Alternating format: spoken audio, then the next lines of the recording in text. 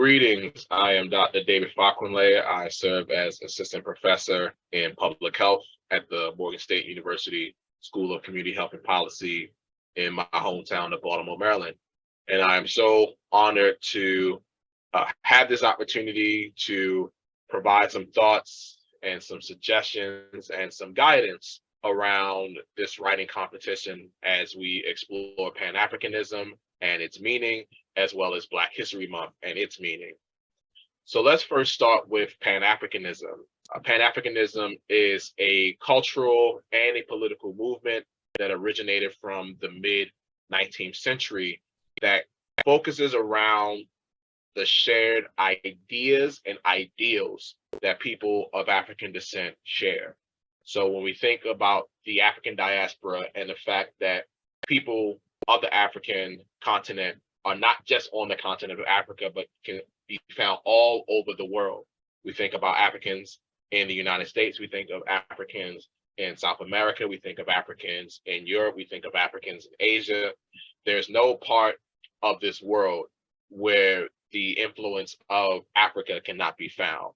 And with that worldwide diaspora came the idea that despite our geographical differences and disparities, we share common thoughts, common feelings, common perspectives, because we are all descendants of the continent of Africa. And so being mindful of the systems of oppression that have particularly affected Black people and people of the African diaspora, whether you think of segregation, when you think of enslavement, when you think of economic oppression, when you think of educational oppression, all these ways where Black lives were minimized, reduced, mitigated, made to be like objects, and in many cases, just outright disregarded. The best way in the minds of Pan-Africanist thought leaders and intellectuals and movement leaders was that Africans and those of the African diaspora had to be united. And if we coalesced the collective energy, the collective economy, the collective intellect, the collective people power that Africans and Africans of the diaspora had, that everything that has been denied, everything that had been taken away from Africans could be regained. And that there could be an ideal space in which Africans could live and just be themselves. So the whole goal of Pan-Africanism was to create a space, to create a land, to go back to a land, thinking about the continent of Africa, where Africans could just be Africans. So we think about the many leaders and those who helped guide Pan-Africanism. We think of W.E.B. Du Bois, who was a critical element in Pan-Africanism, moving down the line to Kwame Nkrumah on the continent of Africa. We think of Jomo Kenyatta also on the continent of Africa. So this was a global movement for those that were on the Western Hemisphere, the Eastern Hemisphere, be it on the continent of Africa or not on the continent of Africa, this idea of coalescing the collective power of Africans and those of the African diaspora. So when I think of the many heroes and sheroes of the Pan-Africanist movement, the person that resonates strongest with me is Marcus Mosiah Garvey.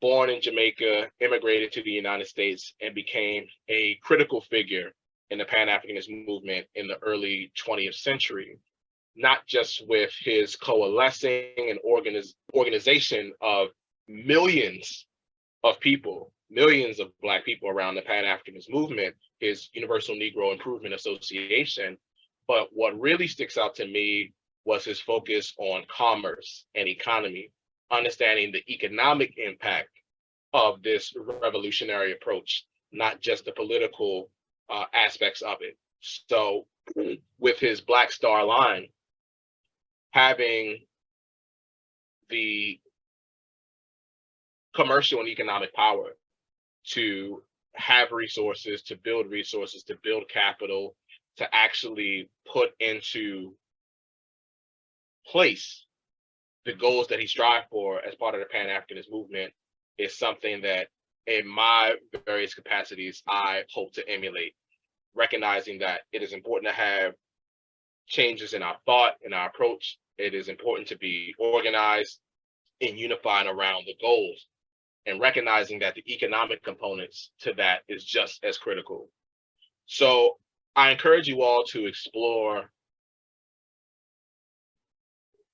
all that went into Pan-Africanism, that goes into Pan-Africanism, because it is still a movement that exists in 2023.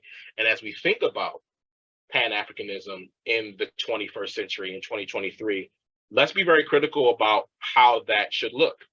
We can acknowledge that the time of W.E.B. Du Bois, the time of Marcus Garvey, the time of Kwame Nkrumah and Jomo Kenyatta were very different than the time in which we live. And yet there are still common challenges and common issues that they were looking to address that we need to address in 2023. So what are those challenges? What would be most helpful for the uniting of Africans and those of the African diaspora? So you have to take into context and take into consideration context of Africans in the United States, of Africans in South America, of Africans in Europe, of Africans in Africa. Those are all different contexts, despite the fact that we can all call ourselves Africans. So look into the work of Garvey, look into the work of W.E.B. Du Bois, look into all the actions and the movements that they led. Think about their approaches, think about their philosophies, think about their strategies, and use that in the spirit of Sankofa, reaching back to move forward. Think about how all of that collective knowledge and understanding can guide an effective and an impactful Pan-Africanist movement in 2023.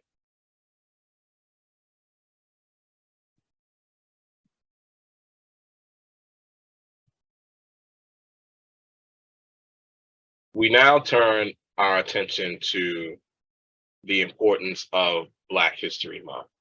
So just a little bit of background on Black History Month. It started as Negro History Week in 1926, and it was founded by Carter G. Woodson, who was a notable Black historian and intellect and researcher of the time.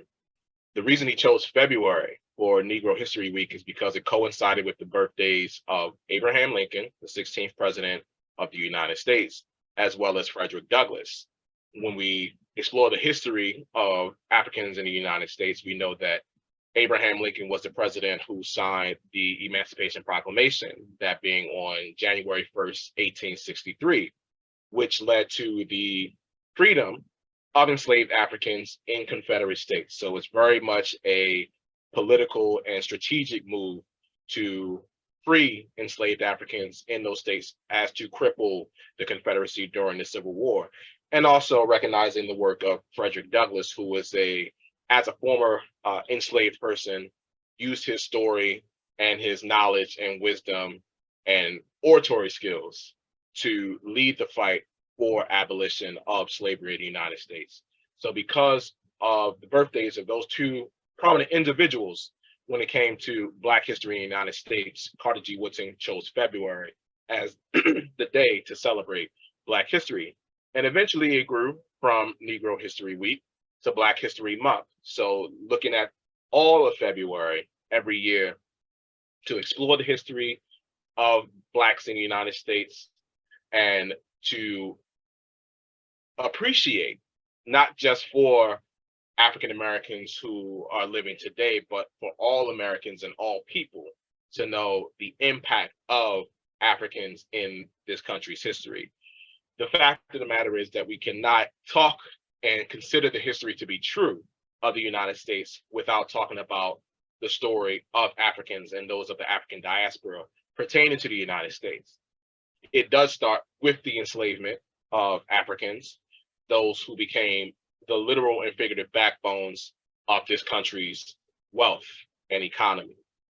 It does include segregation after the Civil War effectively ended slavery in the United States, which again evolved into another form of enslavement, which we see with the criminal justice system. So while the history of Africans in the United States does include a lot of challenges that we still face today, in Carter G. Woodson's eyes, and I'm sure the eyes of those who celebrate Black History Month today, it is about uplifting the accomplishments, the will, the persistence, the love, the determination that so many Black people in the United States, those that we know and many that we don't know, have contributed to this country's history, to the history of their people in the United States.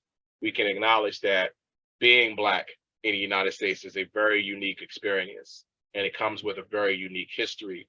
And in the midst of the struggles and the challenges that certainly do exist, there are many heroes and sheroes and individuals and collectives that stepped up to fight for the truth, to fight for justice, to fight for peace, to fight for understanding, to fight for the recognition that Black lives matter. So there are so many heroes and sheroes that I can think about, and I'm very fortunate that I grew up around Black history.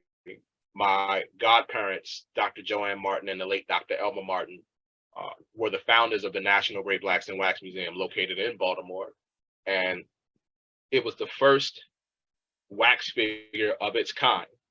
So a wax museum that was explicitly dedicated to history of Africans and the African diaspora and Black history in the United States and truly around the world. And I think about the impetus for my godparents, the Doctors Martin, founding the National Great Blacks in Wax Museum. And the story goes that Dr. Elmer, while coaching a Little League team, had pictures of all the players taken, their official player portraits. And one of the kids on the team was very upset. And Dr. Elmer went over to the little boy and asked, why are you crying? Why are you upset? And the little boy responded, because I'm too Black in this picture. So that expression of regret or expression of just lack of appreciation for his Blackness really stuck with Dr. Elmer. And Dr. Elmer was a man who grew up in the Black Power movement. He was a man who was very knowledgeable of Black history, of the African diaspora. And much like I am a professor at Morgan State University today, he was a professor at Morgan State University, which is one of the 4 historically Black colleges and universities in the state of Maryland. And as a professor of social work, the chair of the social work department eventually at Morgan State, it is there that my mother got introduced to him. And she credits him to this day for introducing her to her true Blackness. And as someone with that immense knowledge, she saw the importance of sharing that history and that perspective and that truth with the people who needed it most, Black and brown children. And so the museum was founded, starting as a traveling exhibition, eventually getting a storefront property, and ultimately moving to its current location, which is under renovations for expansion. So it was in that cultural institution that I learned about my history and what it truly meant to be Black. So as many people say, Black History Month is not limited to February. Black history is something that is celebrated and embraced all 365 and 366 days on leap years. It is a constant process of learning, appreciating, and utilizing the knowledge from Black history. And that is not limited to Black people. It is something that all people should embrace, because Black history, as we hear many times today, Black history is American history. And we see, unfortunately, the attacks against the truth and the attacks against history that may not be easy for people to understand and people to digest, but it is the truth. And that, among many reasons, is why Black history is so important, and Black History Month is so important because it is the truth. It is the opportunity, the explicit opportunity in the minds of so many for Black people to say, this is why you should acknowledge us. This is why you should appreciate all that we have and continue to bring to this world. And all that we want in return is to live our lives with freedom, with peace, with love, as so many heroes and sheroes fought for. So I think of certainly Dr. Martin Luther King Jr. I certainly think of Malcolm X. I think of one of my personal heroes in Black history, Fred Hampton. Fred Hampton was the leader of the Chicago branch of the Black Panthers. Charismatic, wise beyond his years, someone who was able to coalesce not just Black people, but people of color as well as impoverished white people around the struggle for freedom, the economic deprivation, the economic oppression that was happening, not just to people of color, but again, to impoverished white people. And that is what got him assassinated at 21 years old. So it has always stuck with me, again, the wisdom of Fred Hampton beyond his years, his ability to command such a diverse audience around a collective message that they all agreed to and understood and embraced, and were looking to fight to achieve those goals as a collective. It gives me hope that as divided as the world may seem at times, certainly in the United States, that we all have these different stories that seem to be the only ones that we'll listen to being our own, that there are people and that there is the possibility of uniting stories and uniting ideas and goals and dreams of what can be achieved, what can be possible, what is deserved, let alone what we can achieve, but what is deserved simply because of our humanity. And that is something that Fred Hampton strived for in his young life. If you haven't seen Judas and the Black Messiah, I encourage you to view that film. I also encourage you to check out Black Panther's Vanguard of the Revolution. It has a significant portion of the documentary dedicated to Fred Hampton. So it's a great place to learn more about him within the context of the history of the Black Panthers, and hopefully using that as a catalyst to just see all the places where Black history can take you, whether it's science, whether it's history, whether it is literature, whether it is politics, whether it is civil rights, whether it's military, whether it's sports, whether it's arts and culture. The impact of Black history is truly everywhere. And it's an opportunity to find those people who made a mark in this world, stories that we continue to talk about long after their transition from this world, about what they did to make it better. And what you'll continue to learn as you explore Black history is that it doesn't matter how big or how small that impact may seem.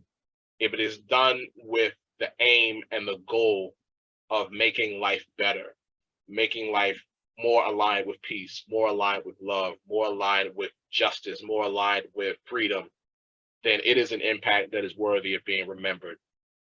So yes, there are those major heroes and sheroes that we all know about, but I encourage you to explore those champions, those heroes and sheroes that are lesser known, like a Ella Baker, for example, like a B. Gaddy here in Baltimore, people who made an impact just to make the world better, being just as beneficial to humanity, being just as beneficial to making their communities better than they found it, generating stories that are worthy of being remembered and worthy of being emulated in our own capacity. So the one thing I also will say is that by your own existence, you are making Black history. My sister gave me a shirt years ago that says, "I am Black history." I love that shirt because I am. Not just because of my accomplishments, not just because of things that I've been able to do, but simply because of my existence, I am making Black history. So I encourage you all to embrace your own Black history. It is not just about exploring the stories of the past and the present, but exploring your own stories and thinking about who you are and what you do and what you bring to the world is a part of this grand story that we call Black history. So please explore. I keep saying it over and over again, but it's so true. Explore, find the stories, find the people who speak to you, whether it's their words, their actions, their demeanor, their accomplishments. There is some aspect of those who have brought so much to Black history that can speak to the story that you are trying to write today.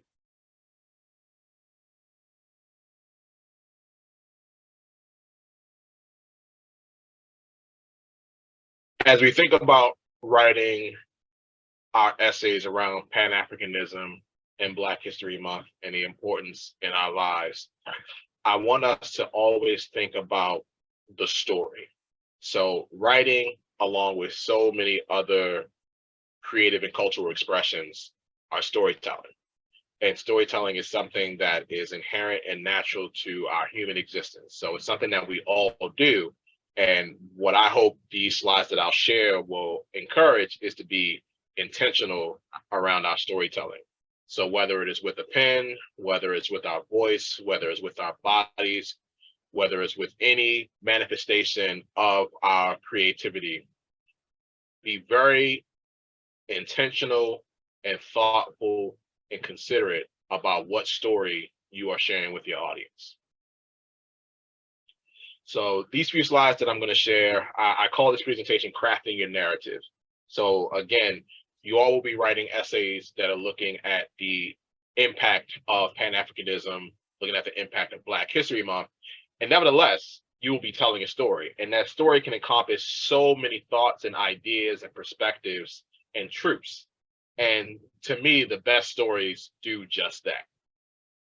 So let's start by setting a scene. With your essays, you will be setting a scene. You will be creating a figurative space for your audience to understand and embrace the ideas that you'll be sharing through your essay. So what does that scene look like? When I think of storytelling, and when I get the opportunity to tell my story, I am very adamant that my audiences don't just see me as Dr. Fakunle.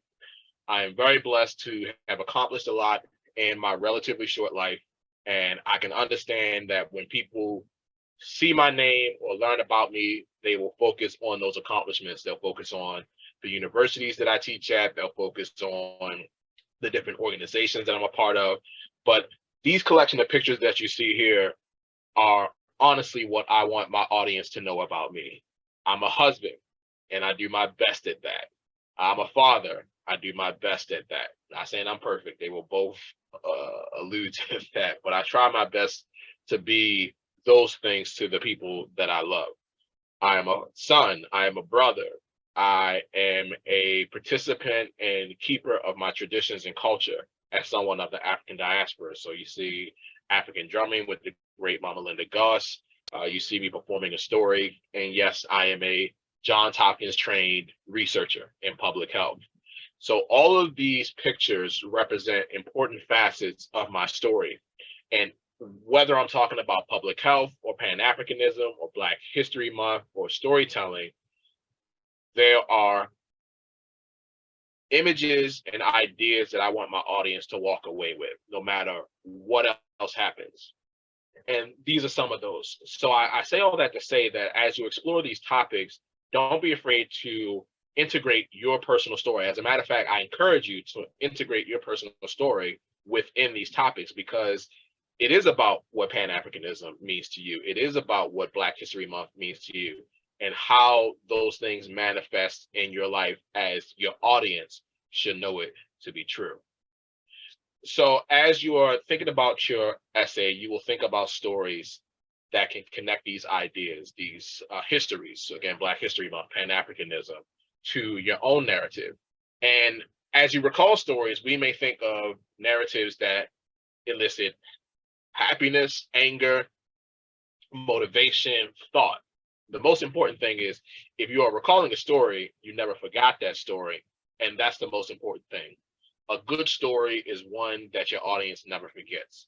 So as you think about your essays, you want it to be memorable. It can generate a lot of different emotions, a lot of different thoughts.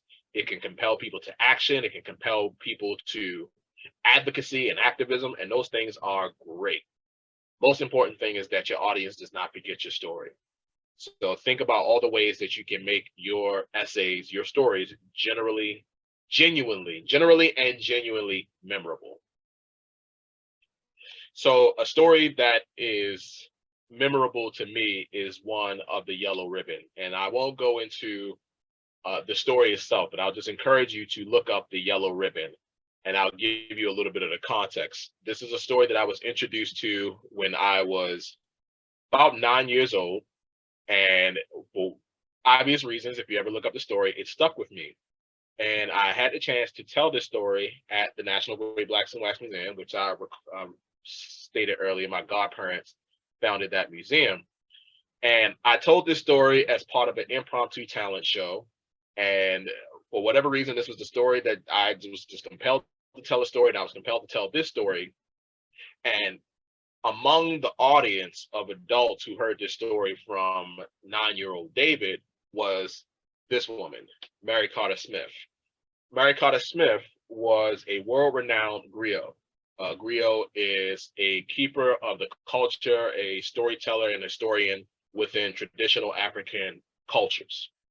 So Mary Carter Smith was someone I had the pleasure of listening to via her radio show at Oregon State University for many years as a child on Saturday mornings, where she would tell stories, she would read books, she would recall history, all surrounding the African diaspora. And in this serendipitous moment, I told a story that I heard on her radio show, and she listened to me tell that story. She was impressed by my rendition, and so much so that she mentioned me on her radio show and retold the story of the Yellow Ribbon. She eventually invited me onto her radio show to read books and eventually tell stories. So my history of storytelling is directly traced to what I learned from Mary Carter Smith. And I put it this way: it's like learning basketball from Michael Jordan or LeBron James. It's like learning physics from Albert Einstein or Niels Bohr. It's like learning history and philosophy from Carter G. Woodson or W.E.B. Du Bois. It would be like learning organizing and movement from Marcus Garvey. Mary Carter Smith was among the best, if not the best, at what she did with Black storytelling. So to receive this direct learning and teaching from her completely changed my life. The reason that I am a storyteller today, using this art and science in my professional career, is because of Mary Carter Smith. So again, as we tell our stories, it's important to make the connections to who we are today. This is an opportunity to reflect on all aspects of Black history. So Mary Carter Smith is someone who is well known within the space of Black storytelling, as a co-founder of the National Association of Black Storytellers, as a founder of the Griot Circle of Maryland. She is someone who is known throughout the city of Baltimore and the state of Maryland. She is someone who should be known beyond that, and she is to a certain extent. So she is an example of the Black history that is around us in all of our communities that may not be to the levels of all the history books, but their stories are just as valid, just as impactful. And when we have those connections, we should share them. So I say all that to say, history is about honoring those who have transformed our lives. And I'm grateful to Mary Carter Smith for transforming my life. So why am I emphasizing storytelling as part of your writing? The first step in the acquisition of wisdom is silence. The second, listening. The third, memory. The fourth, practice. The fifth, teaching others. Storytelling is a universal art form and a universal science.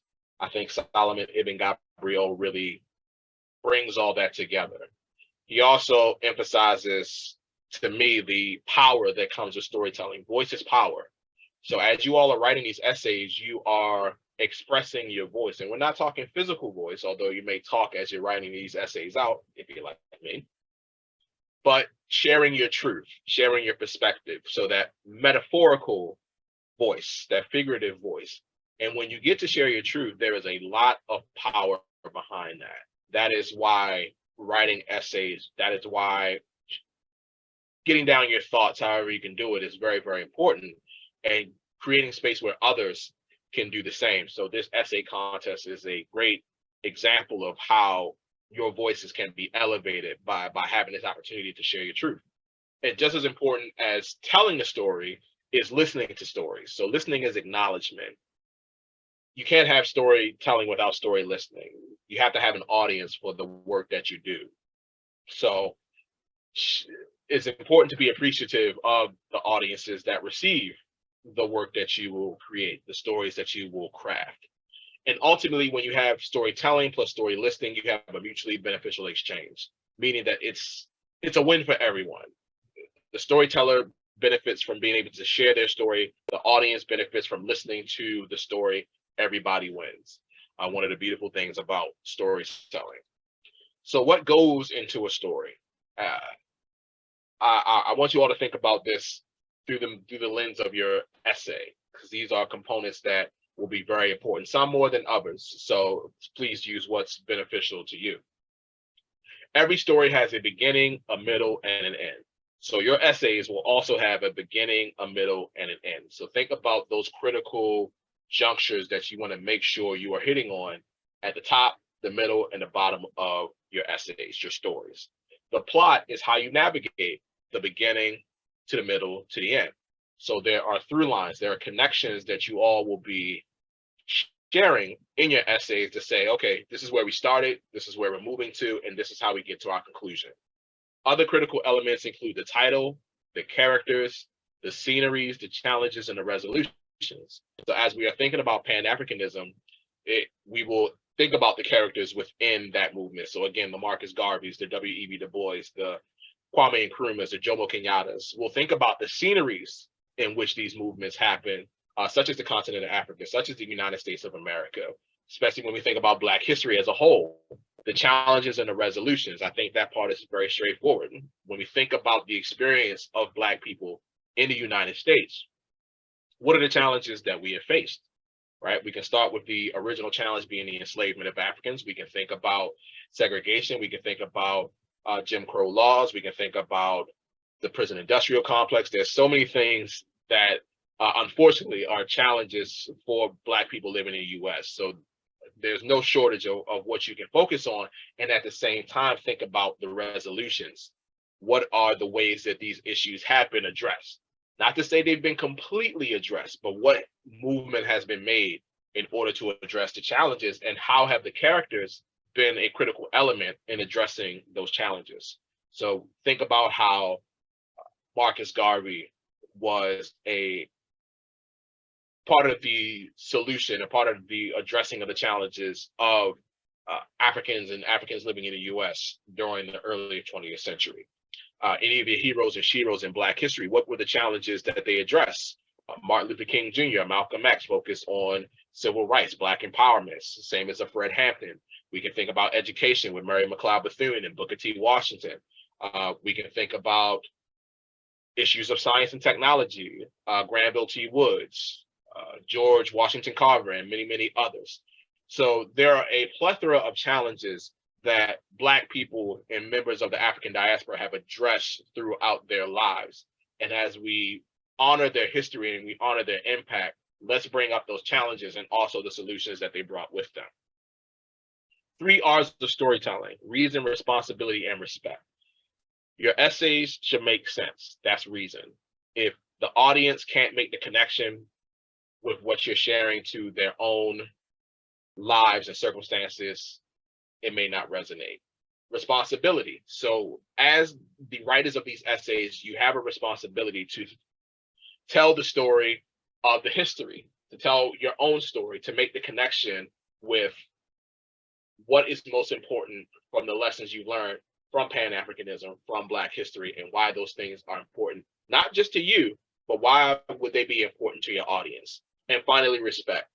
These essays are about respecting the legacy of those heroes and sheroes who have meant so much to Pan-Africanism, to Black history, and your essays should reflect the reverence and appreciation that I know you all have for those heroes and sheroes. The 5 tools of storytelling, and some may not be as applicable with writing an essay as others, but think about the last few, I'll say that. So voice and body, are not going to be as applicable. But as you tell these stories, and hopefully you will tell these stories in other ways besides an essay, think about how you would use your voice, think about how you would use your body. Mind. So what do you want your audience to think? What are they exploring as they are reading your essay? Imagination.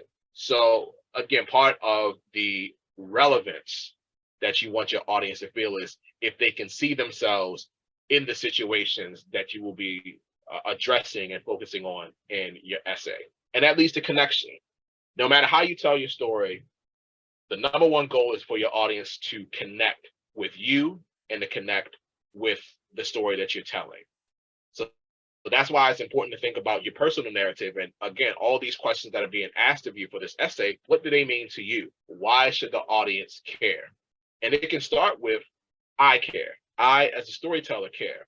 And there's something about having that connection with the topic, that connection with what is being focused on in a story, that can translate to your audience caring about you as the teller of that story. So we think about story, and we also think about the telling of our stories. And we can break it down through these questions. These are questions that we have considered, and these are questions that we have asked throughout our lives. Who, what, where, when, how, and you see what I have bold and in red, why. So thinking about the topics of Pan-Africanism, why is it important? Why should we consider Pan-Africanism now? Same with Black history. Why is Black History Month important? Why is Black history important? Why is one of the most, if not the most important question that you will ask and be asked throughout your lives? So when it comes to your stories, I encourage you all to focus on the importance of the why.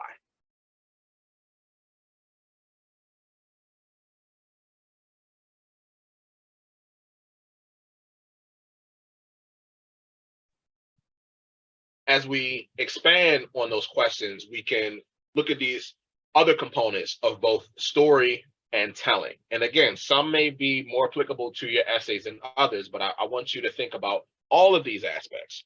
So within the story, we have narrative. What is the point? So I think of narrative is, if you had 5 to 7 words to sum up your essay, what would they be? And the point is, the narrative should be clear, direct, to the point, something that any audience can understand. Your essay just allows you to expand upon that core narrative. Then we think again about the characters, our structure, and we can play with structure. So I know we have beginning, middle, end, but I'm sure as you've seen in many forms of literature and just many forms of creative expression, the beginning, the middle, and the end can be moved around. It's just about making sure that it's clear to your audience. Tone and emotion. So these essays should definitely make you think. They should also make you feel. So how are you thinking about the emotional impact of your essays? What feelings may your audience have when they read what you have written? That speaks to reaction. You are talking about Pan-Africanism, you are talking about Black history, and hopefully making connections to the real life circumstances, not just for yourself, but for your audience. Hopefully that makes your audience feel some kind of way, because perhaps they connect with struggle. We know that a lot of the story, not all, of the African diaspora and people of African descent focuses on struggle. And that is a very human reaction and experience. So your audience will connect with struggle, and they will also connect with solutions. So that's why you don't want to just necessarily focus on all the problems that may surround the African diaspora, but think about the solutions that have been generated from the past, the present, and even the future of solutions to address the unity of the African diaspora and elevating Black history. Then we move over to format.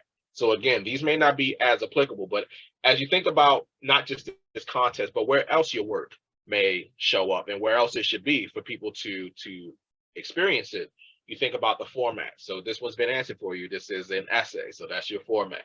The distribution, how could you get your work out there, right? What are the other ways that people could experience your story? Ideal placement and ideal timing. So I have these in bold because these are elements of storytelling that typically are out of your control. I say this is up to the fates, the universe, to decide whether where your story is the right place in the right time. So many of the stories that resonate with us as a society are because of the right place in the right time. Nevertheless, you want to be as intentional about all of these as possible, including your audience. So thinking about who will be reading your essay, not just the judges, but who else may read it. So you want it to be something where, again, it resonates with the audience that is meant to experience your story. Part of that is discovery.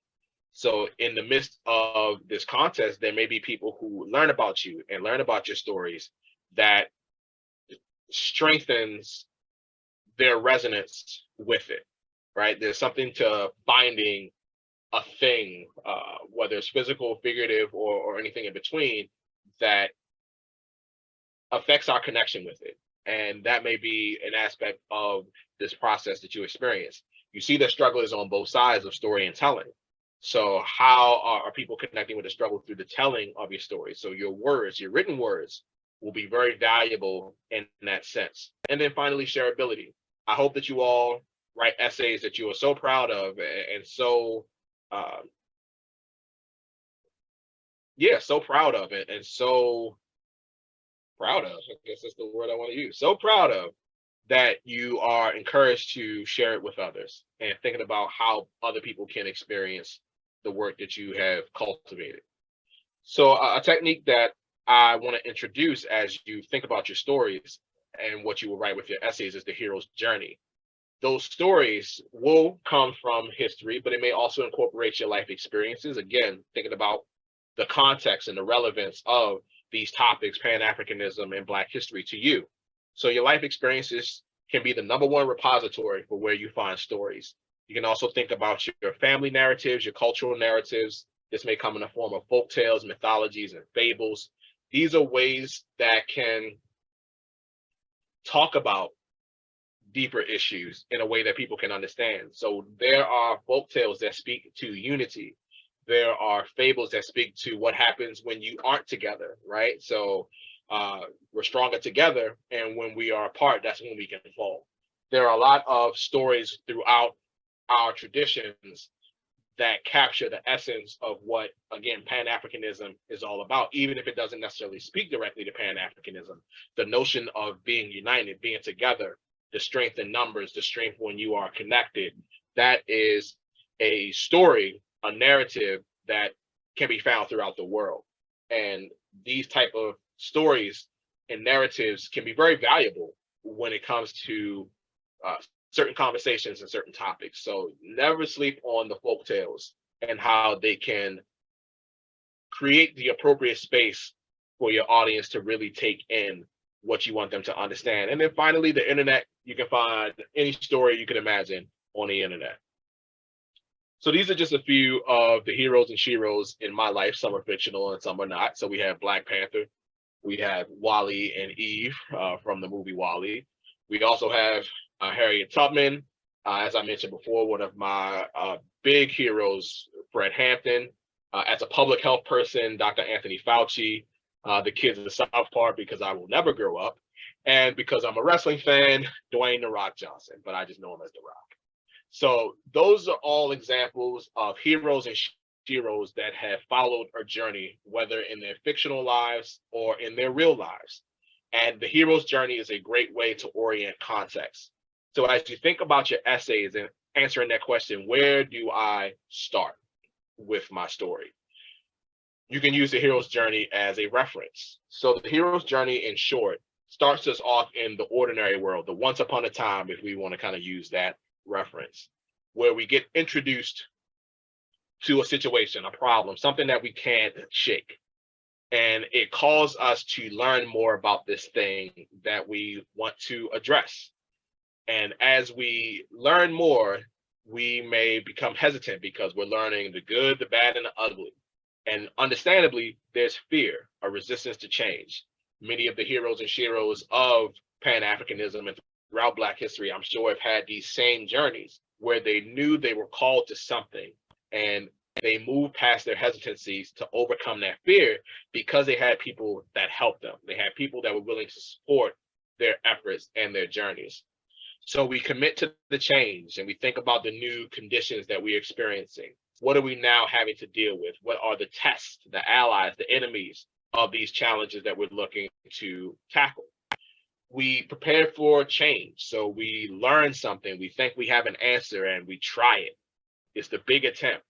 And in many cases, our heroes and sheroes have failed at first. It's all about the learning process. It's all about what you learn from the challenges, what you learn from trying.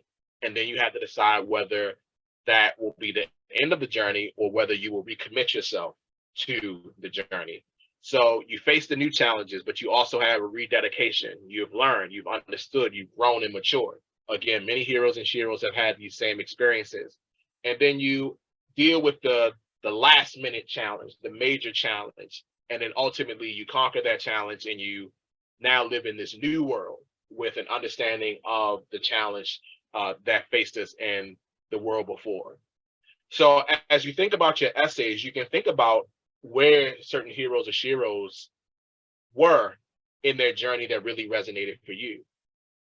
Do you connect with that fear, that resistance to change? Perhaps there was a hero or shero that had the same fear. That is a way to show relevance between their story and yours. And I'm sure your audience will understand that feeling of being resistant to change. That is a very human experience that all of us have had. So the hero's journey is just a great way to, again, orient not just your context, but your story. How do you show the relationship between you and Pan-Africanism? How do you show the relationship between you and Black history? It helps to think about where we ourselves are on our journeys. And this journey doesn't necessarily have to happen in this order, and it happens multiple times throughout our lives. So I myself am on the hero's journey, and I would say that I am in step 6, experimenting with new conditions. Having just started at Morgan State, being a full-time professor, this is all very different for me. So no one is immune to the hero's journey. And I encourage you to think about how it can help you shape the beginning, middle, end, as well as the plot of your stories. Ultimately, and this is coming from someone who is notorious for being very wordy, KISS. Keep it sweet and simple. I know we are prone to thinking about word counts. As a professor in research, I think about word counts far too often, but ultimately it's about making sure the story is told in a way that, again, it's understandable and to the point. You don't necessarily have to have tens of thousands of words to convey your message. So think about being concise, all right? Think about conveying your message in a straightforward, simple manner so that no one loses the message that you want to deliver. Context is very important, as I mentioned before, and as I think about why storytelling has become so important in recent years, I don't have to look any further than 2020, when we had both the experience of COVID-19, which is something we're still dealing with, as well as the murder of George Floyd. And in that moment of stillness and silence, this story played out. And it was a very simple story. It was the story of a man who lost his life simply because of his existence, simply because of who he was, and that leading to no benefit of the doubt regarding his actions. And he paid for that doubt or lack thereof with his life. And because people had to experience that horror, it allowed them to internalize a new story, or to internalize the same story to a deeper level. Because many people know aspects of the story of being Black in the United States of America. There are certain depths that they never explored or had to explore. And this experience changed that. So it speaks to how important it is to tell all the stories, not just the stories of death, not just the stories of pain and oppression and suppression, but the stories of joy, the stories of resilience, the stories of unity and power and clarity and understanding. So I truly hope that your essays reflect on the totality of the story of Pan-Africanism, the totality of the story of Black history, and above all else, show the connection to the now. Why should we care about these things in 2023? Here's why I care about these things in 2023, because my work is grounded in these elements. I acknowledge the reality of the world in which we live, especially for people of the African diaspora, where there are so many things that are systemically working against us. I have learned through my career that equality is great. It is, but you have to understand that we are currently in an unequal world. So in order to get to the point of equality, there has to be equity, recognizing that certain people in certain communities need more resources, more attention, more time, more love, more everything to deal with the disparities that have plagued them for generations. And ultimately, liberation.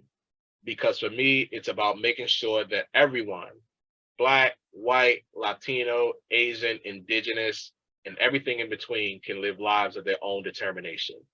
So that David can live David's life and that you can live your life.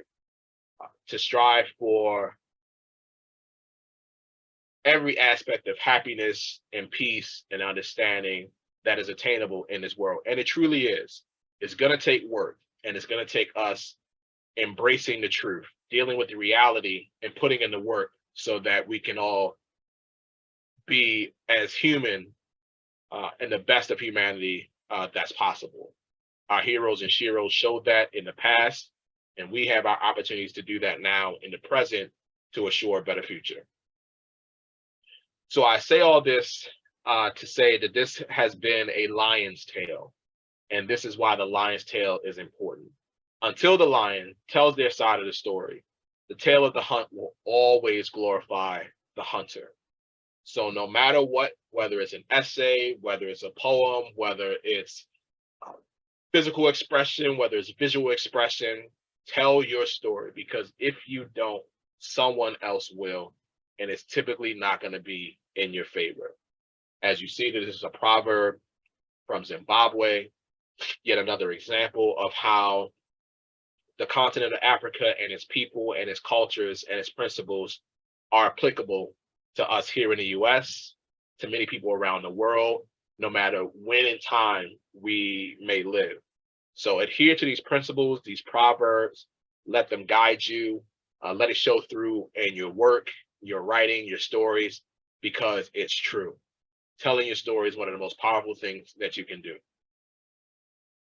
So I thank you for your time. I hope that this will be helpful as you craft your essays. Please feel free to reach out to me if I can be of any assistance. Good luck, and I look forward to wonderful stories, wonderful essays, those that elevate your humanity, the humanity of the African diaspora, and the importance of who we are, what we do, and why we continue to do it. Peace.